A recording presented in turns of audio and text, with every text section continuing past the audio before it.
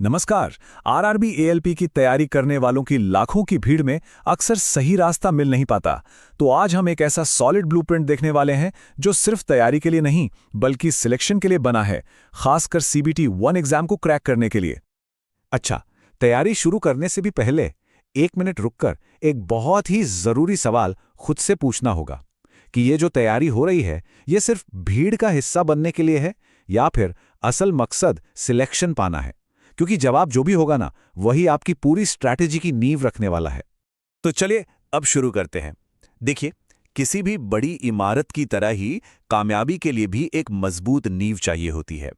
तो देखते हैं कि इस तैयारी के सफर की जो पहली ईंट है उसे सही तरीके से कैसे रखा जाए। पहले महीने का प्लान ना बहुत ही इंटरेस्टिंग है। इसमें लक्ष्य एक्सपर्ट बनना है ही नहीं, बस ऑफिशियल सिलेबस उठाइए और बेसिक्स क्लियर करने पे लग जाइए। हर चैप्टर से सिर्फ 50 सवाल, बस इतना शुरुआत में कॉन्सेप्ट को मजबूत करने के लिए काफी है। मतलब ज्यादा बोझ नहीं लेना है, बस एक फोकस्ड कोशिश करनी है। तो ठीक है, नींव मजबूत हो गई। अब क्या? अब जरूरत है सही औजारों की, यानी कि सही किताबें और सही टीचर्स। यही वो चीजें हैं जो आपकी तैयारी को सही दिशा और सही रफ्तार देंगी। ये एक गोल्डन रूल है जिसे हमेशा याद रखना है।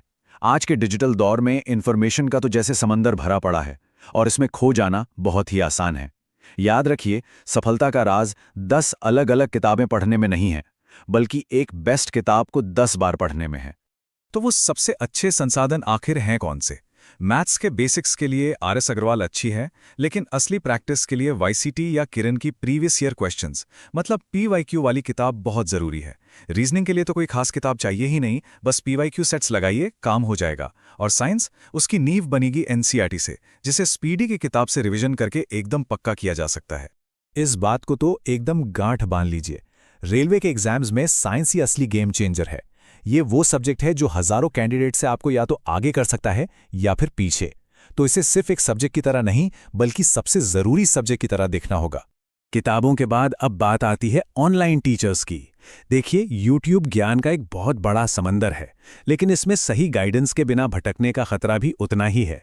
इसलिए 10 अलग अलग चैनलों पर कूदने से अच्छा है कि किसी एक भरोसेमंद टीचर को चुनकर उन पर विश्वास किया जाए। यही सबसे सही स्ट्रैटेजी है। कुछ सजेशंस पर अगर नजर डालें तो मैथ्स में जल्दी सॉल्यूशन के लिए साहिल सर और कॉन्सेप्ट्स मजबूत करने के लिए आदित्य रंजन सर को फॉलो किया जा सकता है। साइंस में नीरज सर या शिप्रा मैम का कंटेंट पूरी तरह से रेलवे फोकस्ड है। और रीजनिंग में किसी भी ऐसे टीचर को चुनिए जो स्पीड और एक्यूरेसी दोनों पर काम करवाए। चलिए, सही संसाधन तो चुन लिए, अब बारी है अपनी तैयारी को परखने की, यानी मॉक टेस्ट की। लगभग हर कैंडिडेट मॉक टेस्ट देता है, लेकिन ज्यादातर लोग इसकी असली पावर को समझ ही नहीं पाते। ये सिर्फ स्कोर देखने के लिए नहीं होता, बल्कि अपनी स्ट्रैटेजी बनाने के लिए होता है। ज्यादातर लोग एक ही गलती बार बार करते हैं। वो टेस्ट देते हैं, स्कोर देखते हैं और फिर अगले टेस्ट पर चले जाते हैं। ये बिल्कुल गलत तरीका है। सही तरीका क्या है? एक टेस्ट देने के बाद घंटों उसके एनालिसिस पर लगाइए, हर एक गलती की जड़ तक जाइए और उस कमजोर टॉपिक को वहीं का वहीं मजबूत कर लीजिए, ताकि वो गलती दोबारा ना हो। तो सही तरीका है क्या? देखिए, शुरुआत में हफ्ते में सिर्फ 2 मॉक टेस्ट बहुत हैं, लेकिन हर टेस्ट के बाद कम से कम 2 घंटे सिर्फ एनालिसिस के लिए रखिए।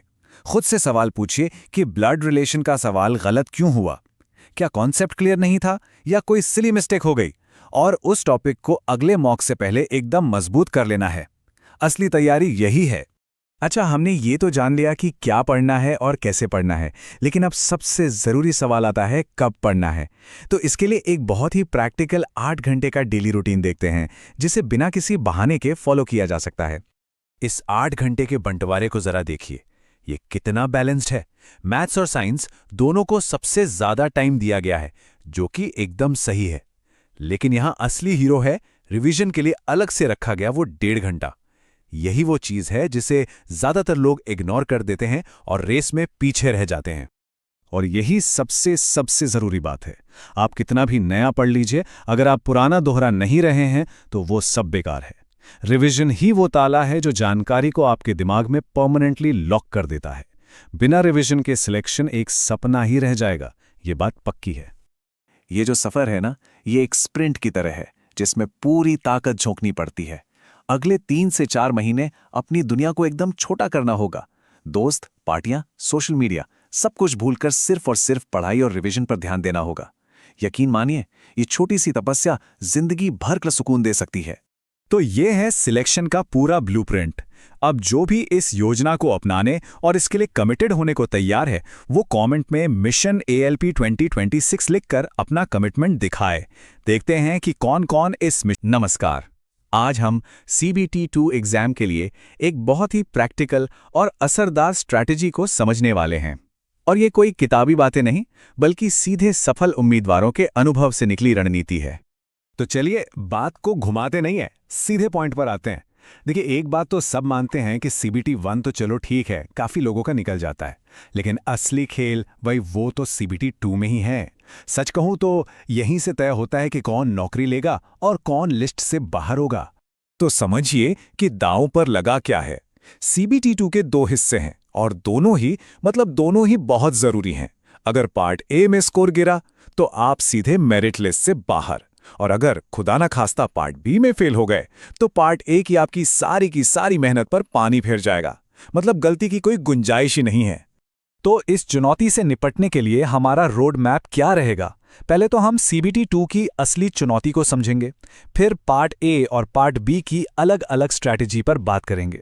उसके बाद मैथ्स और रीजनिंग का जो लेवल बढ़ जाता है उसे कैसे संभालना है ये देखेंगे।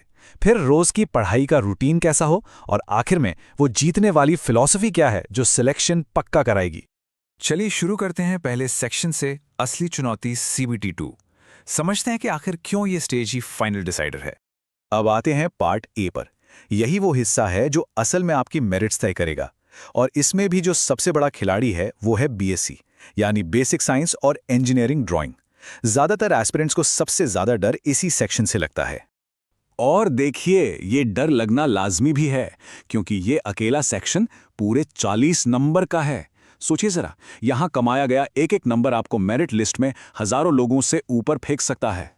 तो सवाल है कि इसे क्रैक कैसे करें? रणनीति बहुत साफ है। किताबों के लिए SK झा सर की बुक या फिर प्लेटफॉर्म की CBT 2 स्पेशल बुक बेस्ट है, और इंजीनियरिंग ड्राइंग के जो मुश्किल कॉन्सेप्ट्स हैं उनके लिए YouTube वीडियोस की मदद लीजिए। और हाँ, लीवर, सिंपल मशीन और यूनिट जैसे चैप्टर्स को तो बिल्कुल घोल कर पी जाइए। अच्छा, पार्ट A से अब आगे बढ़ते हैं और उस हिस्से पर आते हैं जिससे अक्सर लोग अंडर एस्टिमेट कर देते हैं।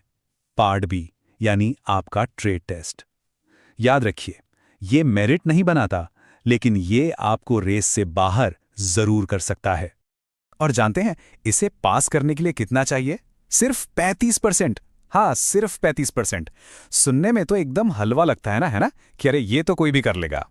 लेकिन यहीं पर सारा ट्विस्ट है।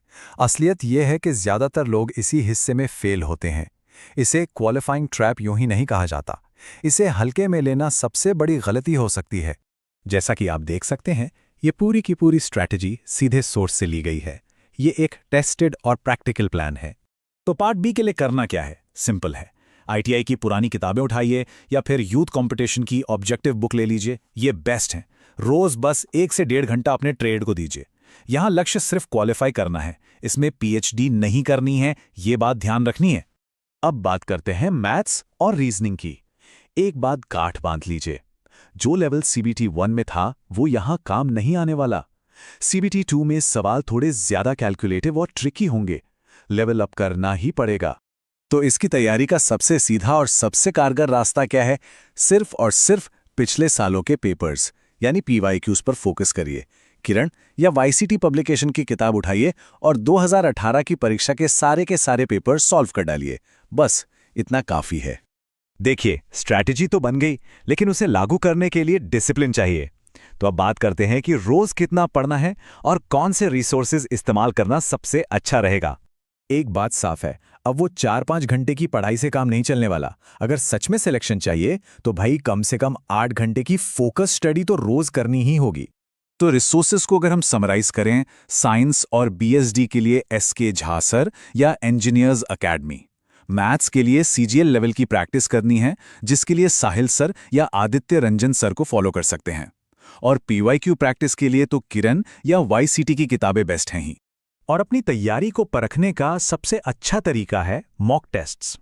हफ्ते में कम से कम 3 मॉक टेस्ट तो देने ही देने हैं।